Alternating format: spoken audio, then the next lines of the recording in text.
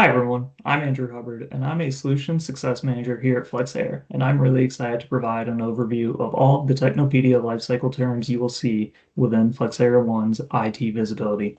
Before we jump into the terminology, I think it makes sense to explain what Technopedia is. Technopedia is Flexera's technology reference library and the backbone of its technology intelligence platform. It is the largest and most comprehensive repository of IT product and market intelligence designed to provide clean, normalized, and enriched data for hardware, software, SaaS, and cloud products. It enables organizations to manage IT assets strategically by delivering a single source of truth for technology data.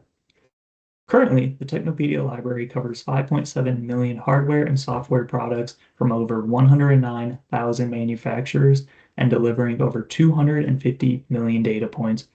And thanks to our incredible content team, we have over 4,500 updates per day ensuring data accuracy. Let's dive into IT visibility. As you can see, I'm currently on the All TI Reports section where you will see several out-of-the-box Power BI reports. We have a custom report function that allows you to build exactly what you are looking for, ensuring you can present the data however you want.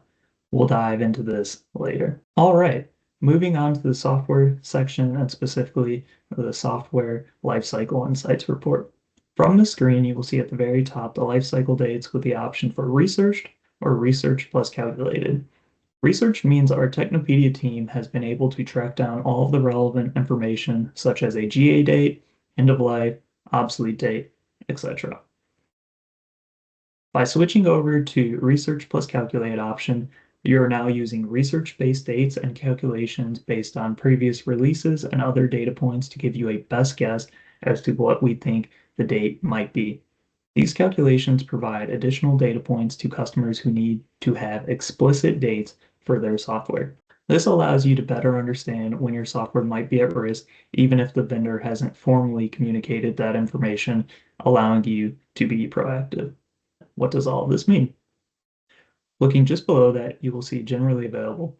Generally available is the date the software became generally available through the official vendor.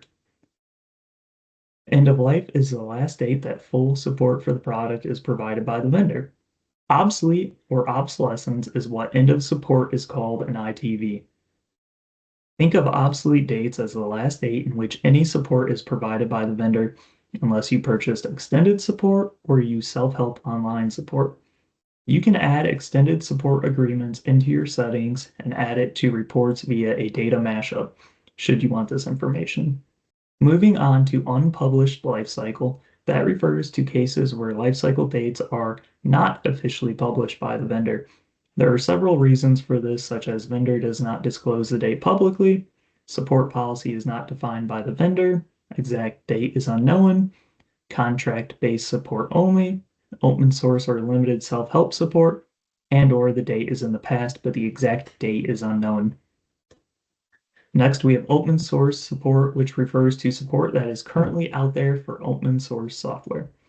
Finally, we have missing version information, which means the inventory data collected from your discovery source does not include version details. This can happen as some discovery tools do not capture version attributes.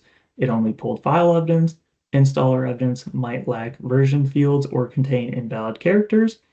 Could be a homegrown application specific to your organization, or an agent configuration issue. This gives you the opportunity to dive into the software and investigate what might be causing your issue. If it has to do with custom software, you can have that input into Flexera's private catalog, which allows it to be recognized only within your ITV instance. All right, scrolling down, we will see a report titled Software Release Lifecycle Dates, which gives us the opportunity to see everything we just discussed. Keeping in mind that I have Research plus Calculate option selected, you will see several dates published.